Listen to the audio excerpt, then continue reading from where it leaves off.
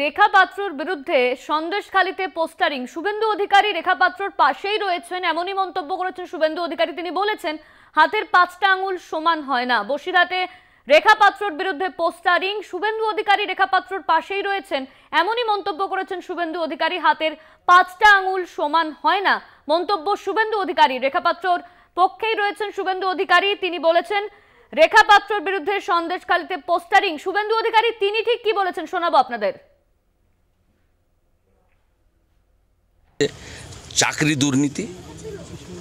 চাকরি দুর্নীতি, পার্থ চ্যাটার্জি এবং অপার বাড়ি থেকে 51 কোটি টাকা উদ্ধার, পুরো শিক্ষা দপ্তর জেলে যাওয়া, এই যে দুর্নীতি ফাঁস করে যে লড়াইটা করেছেন তার মুখ হচ্ছে অভিজিৎ গাঙ্গুলি, অবসরপ্রাপ্ত বিচারপতি। তিনি তমলুকে দাঁড়িয়েছেন।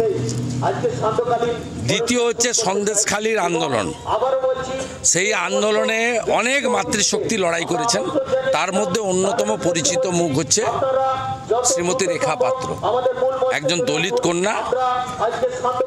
একটা মানুষের একটা 5টা আঙুল সমান হয় না, অর্থাৎ যারা বলেছেন তারা যদি আমাদের শুভানুধ্যায়ী হয় আমরা কথা বলে নেব। এর পিছনে যে তৃণমূলের কেউ নেই সেটাও তো বোঝা যাচ্ছে না, তো আমি এর মধ্যে যাব না।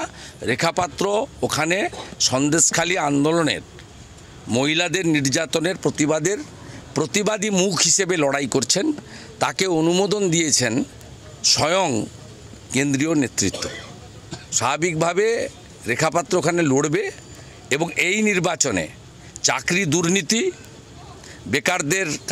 বেকারদের চাকরি লুট, সন্দেশখালীর মা বোনেদের মধ্যরাত্রে ডেকে নিয়ে গিয়ে শাহজাহানদের পিঠা খাওয়া, এই দুটো ইস্যুর উপরে দাঁড়িয়ে নির্বাচন হবে। আর এই দুটো ইস্যুতে যে দুটো মুখ বাংলাতে মানুষ দলমত নির্বিশেষে দেখেছে, একজন অভিজিৎ গাঙ্গুলি আর দ্বিতীয়জন সন্দেশখালী রেখা পাত্র।